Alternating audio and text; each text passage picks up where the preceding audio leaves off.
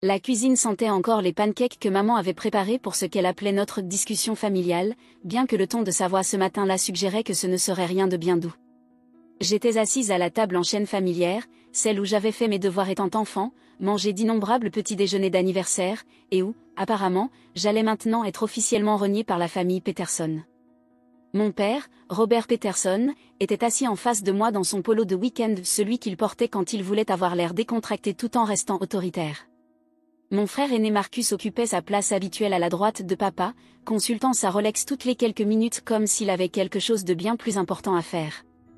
Ma sœur Jennifer était assise les bras croisés, sa manucure fraîche captant la lumière du matin alors qu'elle tambourinait nerveusement des doigts sur la table. « Alexandra » commença papa, en utilisant mon prénom complet comme s'il s'adressait à un conseil d'administration. « Nous avons convoqué cette réunion parce que nous sommes préoccupés par tes choix. » Je pris une gorgée de café dans ma tasse ébréchée, la même que j'utilisais depuis la fac. « Mes choix. Ton mode de vie, précisa maman depuis l'évier, où elle nettoyait de manière agressive des assiettes déjà propres. Cela fait 3 ans que tu as obtenu ton diplôme, et tu vis toujours dans ce minuscule appartement, avec ces petits boulots d'informatique bizarres. Développement web en freelance, rectifiai-je doucement. Marcus ricana. Freelance au chômage, tu veux dire? Tu as au moins une assurance santé? J'en avais une excellente, en fait grâce à la société que j'avais créée pour mes diverses activités.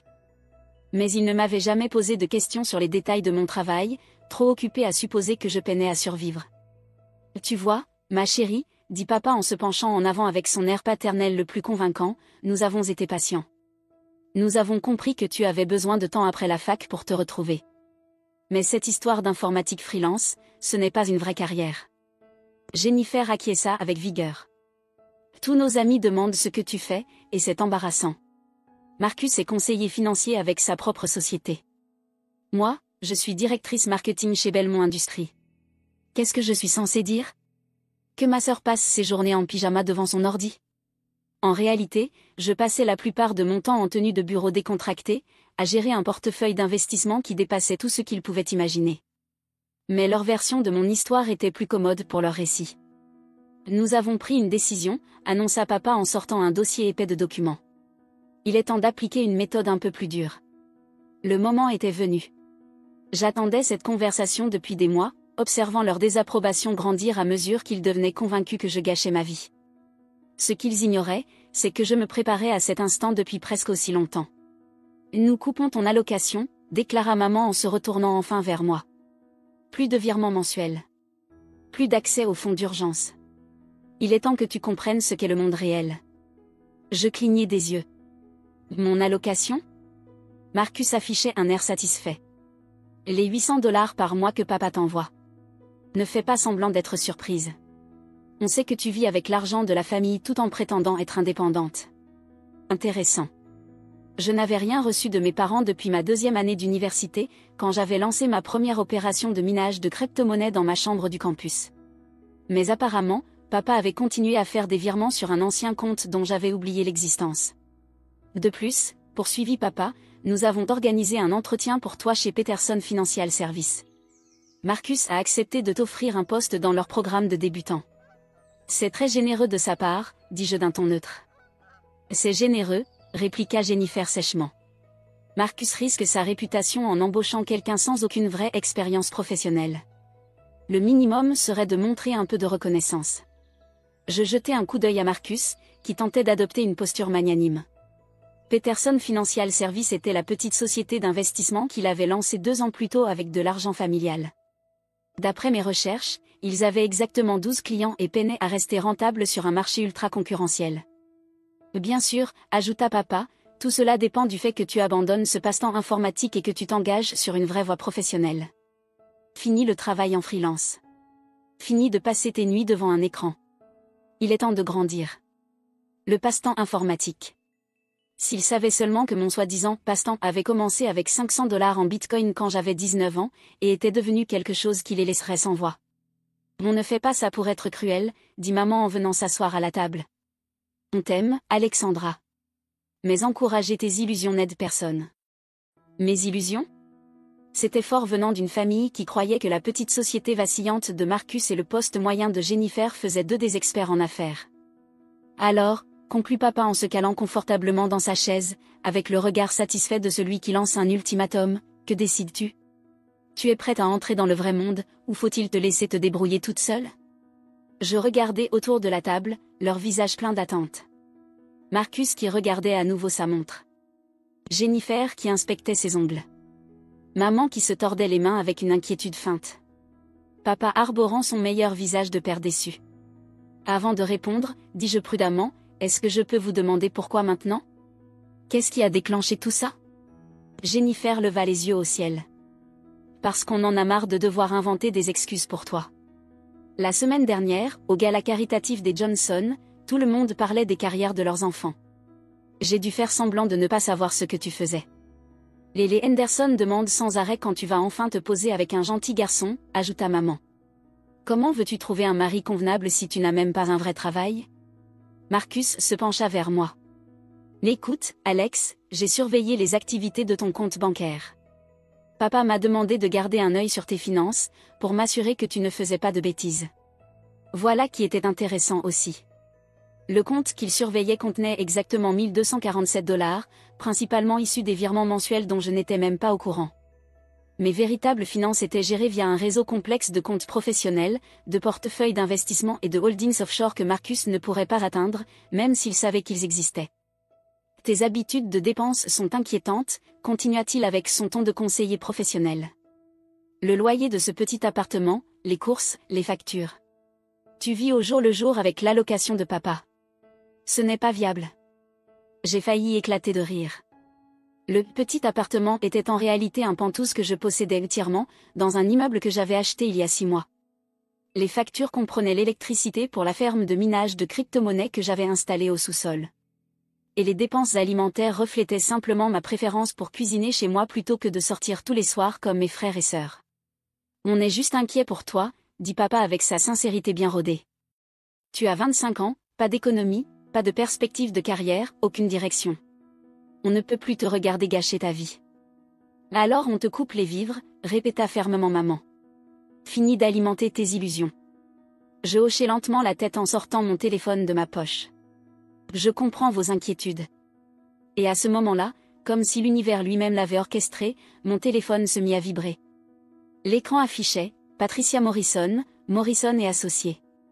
Patricia était mon comptable, l'une des meilleures spécialistes en finance de la ville, experte des clients à très haut revenu. Elle s'occupait des implications fiscales complexes de mes divers investissements et entreprises. Et elle appelait toujours le samedi matin pour les bilans trimestriels. Un timing parfait. Je suis désolé, dis-je poliment, mais je dois prendre cet appel. C'est au sujet de mes impôts. Papa fit un geste de la main, agacé. Fais vite. On n'en a pas fini ici. Je décrochai, après une brève hésitation, appuyé sur le bouton haut-parleur. Bonjour, Patricia. Mademoiselle Peterson, répondit la voix nette et professionnelle de Patricia, résonnant dans toute la cuisine. J'espère ne pas appeler trop tôt. J'ai préparé le résumé trimestriel de votre portefeuille, et je voulais discuter de quelques stratégies d'optimisation fiscale avant la date limite. Ma famille échangea des regards. Jennifer leva les yeux au ciel, persuadée qu'il s'agissait d'un petit paiement de freelance sans importance.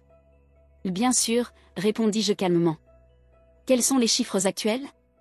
Les biens, poursuivit Patricia, votre portefeuille de crypto-monnaies a eu une performance exceptionnelle ce trimestre. Avec la récente flambée du Bitcoin et l'excellent rendement de vos investissements dans les altcoins, vos avoirs en crypto atteignent actuellement 4,2 milliards de dollars. Le silence tomba dans la cuisine.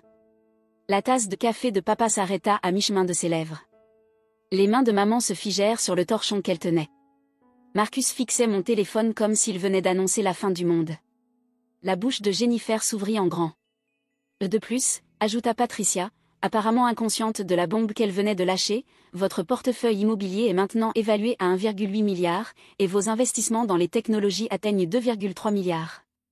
Combiné à vos investissements traditionnels et à vos sociétés, votre patrimoine total est actuellement estimé à environ 8,7 milliards de dollars. Le silence dura si longtemps que je me demandais si quelqu'un avait encore assez d'air pour respirer. Mademoiselle Peterson, vous êtes toujours là? Oui, Patricia. Je suis là, je revois simplement les chiffres avec ma famille. Ah, parfait. J'imagine qu'ils sont fiers de vos performances. Peu de personnes de votre âge ont réussi à bâtir un portefeuille aussi diversifié.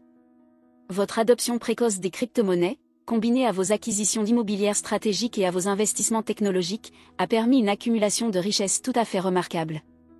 Marcus émit un son étranglé. Maintenant, poursuivit Patricia, il faut qu'on discute des implications fiscales. Avec des actifs de cette ampleur, il va falloir restructurer certaines de vos sociétés écrans et envisager quelques véhicules offshore supplémentaires. J'ai programmé des rendez-vous avec vos avocats pour lundi. Est-ce que cela vous convient? Ça devrait aller, répondis-je en observant les visages de ma famille passer de l'incrédulité au choc, puis à la prise de conscience.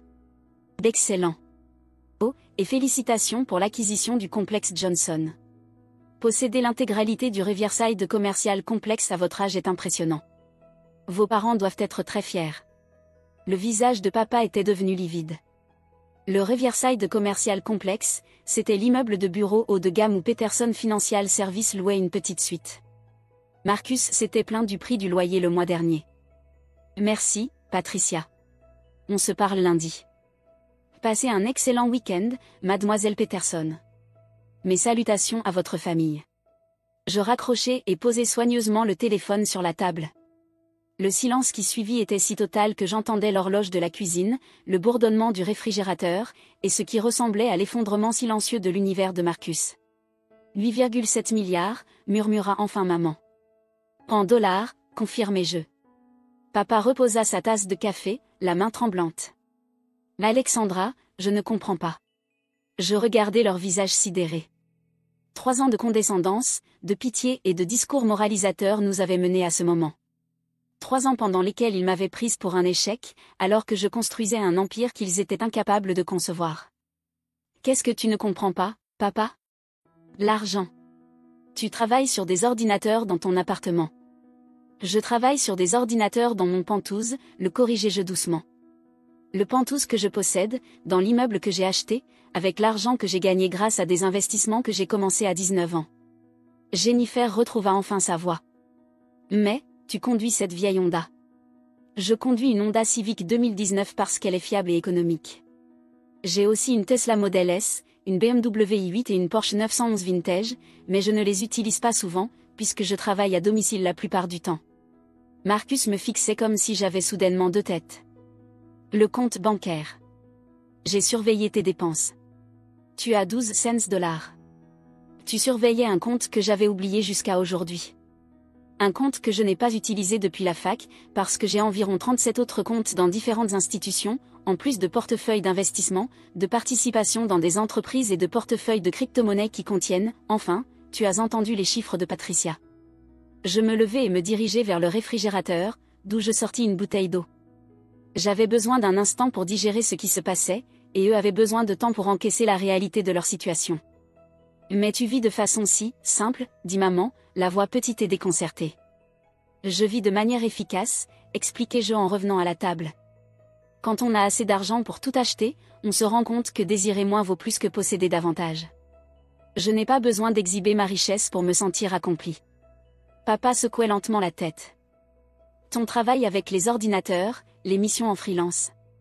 Il m'arrive de prendre des projets freelance, mais ce n'est pas pour l'argent. J'aime coder, et parfois certains défis sont intellectuellement stimulants. Le mois dernier, j'ai aidé une start-up à optimiser son architecture de base de données. Le mois d'avant, j'ai conseillé une société de services financiers pour la mise en œuvre d'une blockchain.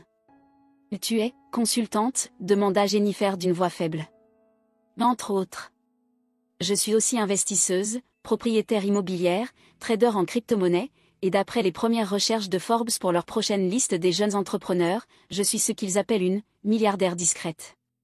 Marcus retrouva enfin sa voix. Forbes. Ils essaient de m'interviewer depuis 6 mois. J'ai toujours refusé parce que je préfère rester discrète, mais après aujourd'hui. Je haussai les épaules. Peut-être qu'il est temps d'être plus public à propos de mon succès. Je sortis à nouveau mon téléphone et fis défiler mes contacts. En fait, je vais les rappeler. Non, dit papa rapidement. Attends. Juste, attends. Je me figeai, le doigt suspendu au-dessus du contact de Sarah Kim, la journaliste de Forbes qui me poursuivait obstinément pour une interview. Aide-moi à comprendre, reprit-il. Si tu as autant d'argent, Pourquoi ne nous l'as-tu pas dit? Pourquoi nous laisser croire que tu étais en difficulté? Je posai le téléphone et le regardai attentivement. Et dis-moi, papa, quand as-tu demandé pour la dernière fois comment allait mon travail? Vraiment demandé, sans le balayer d'un revers de main en disant que ce n'était que des jeux vidéo. Il ouvrit la bouche, puis la referma. Et vous tous, quand vous êtes-vous vraiment intéressés à ce que je faisais? Vous avez tiré des conclusions sur ma vie à partir d'observations superficielles. Et quand j'ai essayé d'expliquer mon travail, vous l'avez rejeté comme un rêve irréaliste. Je me tournai vers Marcus. Tu te souviens de Thanksgiving il y a 2 ans? J'ai essayé de te parler de mes investissements en crypto-monnaie, et tu as ri en disant que l'argent digital était une arnaque pour les paresseux qui ne veulent pas de vrai boulot. Marcus grimaça. Et toi, Jennifer, à ton anniversaire l'année dernière, j'ai mentionné que j'envisageais d'acheter de l'immobilier commercial. Tu m'as tapoté la tête comme si j'étais une gamine et tu m'as dit de me concentrer sur le fait de trouver un mari au lieu de m'inquiéter pour les affaires. Jennifer baissa les yeux vers ses mains. Alors j'ai arrêté d'essayer de partager mes réussites avec des gens convaincus que j'échouais. C'était plus simple de vous laisser penser ce que vous vouliez pendant que je construisais quelque chose de réel. Les yeux de maman se remplirent de larmes. Mais nous sommes ta famille. Nous t'aimons. Je sais que vous m'aimez, dis-je doucement. Mais vous aimez la version de moi que vous vous êtes fabriquée. La fille en détresse qui a besoin d'être secourue. La déception familiale à qui il faut imposer de l'amour dur et des interventions. Vous n'avez jamais essayé de voir la vraie moi. J'ouvris mon ordinateur portable, qui était resté fermé sur le comptoir. Vous voulez voir ce que je fais réellement de mes journées? Sans attendre de réponse, je fis apparaître mon tableau de bord prix des crypto-monnaies en temps réel, rapport de gestion immobilière, résumé de portefeuille d'investissement, analyse commerciale de mes différentes entreprises. Voici ma routine matinale, expliquai-je en naviguant d'un écran à l'autre. Je vérifie les marchés asiatiques, j'analyse les mouvements nocturnes des cryptos, j'approuve ou je rejette des opportunités d'investissement, je surveille les performances de mes biens immobiliers et je gère mes différentes sociétés. Les chiffres affichés étaient ahurissants. Des gains et pertes quotidiens dépassant les salaires annuels de la majorité des gens, des revenus locatifs pouvant financer de petites villes, des rendements d'investissement qui augmentaient d'heure en heure. Mon passe-temps informatique consiste à gérer des actifs valant plus que la plupart des entreprises du Fortune 500, poursuivis-je. Mon freelance comprend des prestations de conseil pour de grandes entreprises sur leur stratégie technologique. Et mon style de vie simple est un choix conscient, je préfère construire ma richesse plutôt que l'exhiber. Papa se laissa aller contre le dossier de sa chaise, paraissant soudain beaucoup plus vieux qu'il y a 1 heure. Alexandra, je ne sais pas quoi dire. Tu pourrais commencer par « Je suis désolé », suggérai-je. Désolé d'avoir toujours supposé le pire. Désolé d'avoir tenté de contrôler ma vie sans chercher à la comprendre. Désolé d'avoir organisé une intervention sur mon échec sans jamais chercher à savoir ce que contenait réellement ma vie. La cuisine retomba dans le silence. Dehors, j'entendais les voisins commencer à s'occuper de leur jardin, des familles normales avec des problèmes normaux. À l'intérieur, la famille Peterson faisait face à la dure réalité, toutes leurs croyances sur le succès, l'argent, et leur fille cadette étaient fausses. 8,7 milliards, murmura finalement Marcus, d'une voix creuse. À quelques centaines de millions près, selon les fluctuations du marché, confirmai-je. Et tu es propriétaire de mon immeuble? Oui, je possède ton immeuble. Et la majeure partie du quartier commercial. C'était un bon investissement. Jennifer releva enfin les yeux. Alex, on ne savait pas. Je sais, répondis-je. Et c'est bien ça, le problème. Je refermai mon ordinateur et me rassis à la table. Maintenant, parlons de cette intervention. Vous vouliez me couper mon allocation et me forcer à travailler pour Marcus. C'est toujours le plan? Papa secoua lentement la tête. Je pense qu'il faut qu'on revoie notre approche. En fait, dis-je, j'ai une contre-proposition. Au lieu que je travaille pour Marcus, et si Marcus venait travailler pour moi? La tête de Marcus se redressa d'un coup. Et quoi? Peterson Financial Services est en difficulté. 12 clients, des revenus en baisse, des charges qui augmentent. Tu payes $8 000 par mois pour des bureaux, dans un immeuble qui m'appartient, pour servir une clientèle qui ne grandit pas. Une dernière chose, dis-je alors que la réunion touchait à sa fin. Je vais accepter l'interview de Forbes. Et quand ils me poseront des questions sur ma famille, je leur dirai que vous avez soutenu mon parcours atypique, même sans le comprendre. Marcus semblait perdu. Mais on ne t'a pas soutenu. On a essayé de t'arrêter. Aujourd'hui, vous avez essayé de m'arrêter, corrigez-je. Mais demain, vous allez commencer à me soutenir. Et d'ici à ce que l'article sorte, ce sera devenu la vérité. Ce soir-là, je me trouvais dans mon véritable appartement Le Penthouse que j'avais acheté 2 ans plus tôt repensant aux événements de la journée. Mon téléphone n'avait cessé de vibrer tout l'après-midi. De Marcus, j'ai relu les conditions du partenariat. C'est incroyable. Quand est-ce qu'on commence? De Jennifer, j'ai parlé à mon patron du projet de transformation numérique. Il veut vraiment te rencontrer. De maman, ma chérie, nous sommes tellement fiers de toi. On aurait dû le voir plus tôt.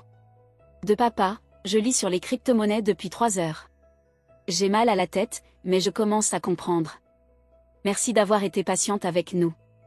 Je souris en regardant la ligne d'horizon de la ville. Les lumières du centre-ville scintillaient en contrebas, éclairant pour beaucoup les bâtiments que je possédais, les entreprises dans lesquelles j'avais investi, les biens immobiliers que j'avais développés. L'intervention qu'ils avaient planifiée pour me sauver d'une vie soi-disant ratée avait au contraire révélé que leurs idées sur l'échec et la réussite nécessitaient une sérieuse remise en question. Mon téléphone sonna. Sarah Kim, de Forbes. Mademoiselle Peterson, dit-elle lorsque je décrochai, j'ai entendu dire dans le milieu financier que vous seriez prête pour cette interview. Oui, répondis-je en m'installant dans mon fauteuil préféré, avec vue sur la ville. Il est temps de raconter mon histoire. Parfait. Nos lecteurs sont fascinés par les jeunes entrepreneurs qui construisent leur richesse en sortant des sentiers battus. Quelle est, selon vous, la leçon la plus importante que vous avez apprise? Je pensais à cette discussion autour de la table de la cuisine, à ces 3 années de dîners familiaux pendant lesquels ils prenaient mes choix en pitié pendant que je bâtissais, en silence, un empire. La réussite, ce n'est pas répondre aux attentes des autres, dis-je enfin. C'est dépasser les siennes. Et parfois, le plus grand risque, ce n'est pas d'échouer publiquement, c'est de réussir en silence pendant que tout le monde croit que vous échouez. C'est passionnant. Pouvez-vous développer? Je regardais ma ville, en pensant à cette famille qui avait passé des années à essayer de me sauver d'une vie que je n'avais en réalité jamais vécue. Parfois, dis-je, la meilleure revanche, ce n'est pas de prouver aux autres qu'ils ont tort. C'est de bâtir quelque chose d'un tel niveau que le fait qu'ils aient eu tort devient le cadet de leurs soucis. Alors que je me lançais dans une longue interview sur les crypto-monnaies, l'investissement stratégique et l'avenir de la richesse numérique, je ne pus m'empêcher de sourire. La vie ratée dont ils avaient voulu me sauver n'avait jamais existé. Mais la vie de succès que j'avais construite en secret? Elle ne faisait que commencer. 3 mois plus tard, l'article de Forbes parut en kiosque, avec ma photo en couverture et le titre. À 25 ans, elle a bâti un empire de 9 milliards de dollars pendant que sa famille organisait une intervention. À ce moment-là, Peterson Morrison Financial avait doublé sa clientèle. Jennifer dirigeait la transformation numérique la plus réussie de l'histoire de Belmont Industries. Et mes parents étaient devenus, contre toute attente, des investisseurs plutôt avisés en crypto-monnaie. La table de cuisine où ils avaient tenté de me couper les vivres accueillait désormais nos réunions familiales hebdomadaires, où nous planifions de nouvelles entreprises, étudions des opportunités d'investissement et célébrions nos succès respectifs. Et chaque samedi matin, lorsque Patricia appelait avec la mise à jour trimestrielle du portefeuille, je veillais toujours à mettre l'appel sur haut-parleur.